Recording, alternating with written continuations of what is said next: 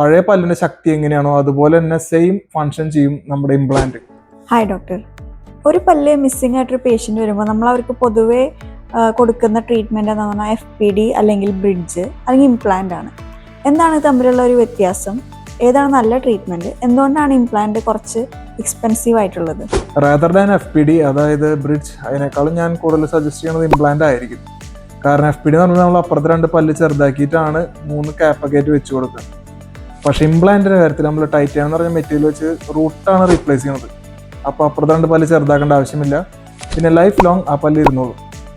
പിന്നെ അതുകൂടാതെ പഴയ പല്ലിന്റെ ശക്തി എങ്ങനെയാണോ അതുപോലെ തന്നെ സെയിം ഫങ്ഷൻ ചെയ്യും നമ്മുടെ ഇംപ്ലാന്റ്.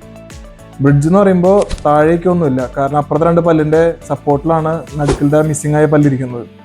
അപ്പോൾ റാദർ ദാൻ FPD അല്ലെങ്കിൽ bridge, I would suggest implant. ഈ ഇംപ്ലാന്റ് കോസ്റ്റ്ലി ആവാൻ കാരണം ഇത് തന്നെയാണ്. നമ്മൾ ടൈറ്റാനിയം എന്ന് പറഞ്ഞ മെറ്റീരിയലാണ് യൂസ് ചെയ്യുന്നത്. റൂട്ടിന്റെ സെയിം ഫങ്ഷനാണ് റീപ്ലേസ് ചെയ്യുന്നത്.